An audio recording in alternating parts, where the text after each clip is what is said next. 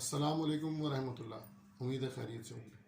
جماعت دہم کے دوسرے لیکچر کے ساتھ میں حاضر ہوں، اور آج ہم اخلاق نبی صلی اللہ علیہ وآلہ وسلم کے پہلے سبق کے شارٹ کوشچن، مختصر سوال والے جوابات دیکھیں گے. حضرت خدیجہ الکبریٰ زمانہ آغاز وحی میں آپ صلی اللہ علیہ وسلم کو کن الفاظ میں تسلی دیتی تھیں؟ اس کا جواب ہے کہ آغاز وحی میں حضرت خدیجہ الکبریٰ رضی اللہ تعالیٰ عنہ آپ صلی اللہ علیہ وسلم کو ان الفاظ میں تسلی دیتی: خدا کی قسم، خدا آپ کو کبھی مایوس نہیں کرے گا. آپ صلی اللہ علیہ وسلم صلہ رحمی کرتے ہیں، مقروضوں کا بار اٹھاتے ہیں، غریبوں کی مدد کرتے ہیں، مہمانوں کی ضیافت کرتے ہیں، حق کی حمایت کرتے ہیں، مصیبتوں میں لوگوں کے کام آتے ہیں. پہلے سوال کا یہ جواب ہے. دوسرے سوال میں حضرت علی رضی اللہ تعالیٰ عنہ کے حوالے سے پوچھا گیا کہ حضرت علی رضی اللہ تعالیٰ عنہ نے آپ صلی اللہ علیہ وسلم کے اخلاق کے بارے میں کیا فرمایا ہے. سوال ہے حضرت علی رضی اللہ تعالیٰ عنہ حضرت صلی اللہ علیہ وسلم کے اخلاق کے بارے میں کیا بیان فرماتے ہیں.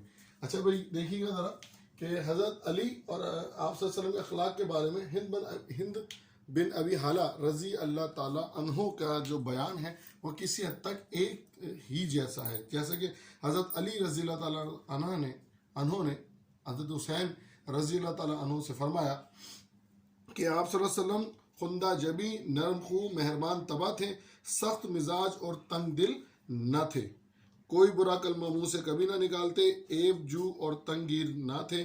اپنے نفس سے 3 چیزیں آپ صلی اللہ علیہ وسلم نے بالکل دور کر دی تھی: بحث و مباحثہ، ضرورت سے زیادہ بات کرنا، اور جو بات مطلب کی نہ ہو اس میں دخل دینا. کوشچن نمبر 2 کا بیٹا یہ جواب ہے. اس کے بعد ہم دیکھتے ہیں کوشچن نمبر 3 ہے: آپ صلی اللہ علیہ وسلم جریر بن عبداللہ رضی اللہ تعالیٰ عنہ کو دیکھ کر کیا کیا کرتے تھے؟ آپ صلی اللہ علیہ وسلم اخلاق کے سب سے بلند درجے پر مرتبہ پر فائز ہیں. آپ صلی اللہ علیہ وسلم حضرت جریر بن عبداللہ رضی اللہ تعالیٰ عنہ کو دیکھ کر مسکرا دیا کرتے تھے.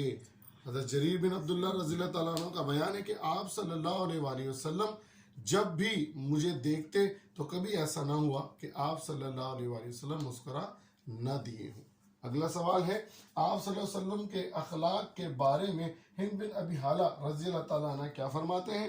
ہند بن ابی حالہ رضی اللہ تعالیٰ عنہ جو آپ صلی اللہ علیہ وسلم کے آغوش پروردہ تھے، یعنی کہ آپ کی پرورش آپ صلی اللہ علیہ وسلم نے فرمائی تھی، وہ آپ صلی اللہ علیہ وسلم کے بارے میں فرماتے ہیں کیونکہ کافی قریب آپ صلی اللہ علیہ وسلم کے رہے ہیں.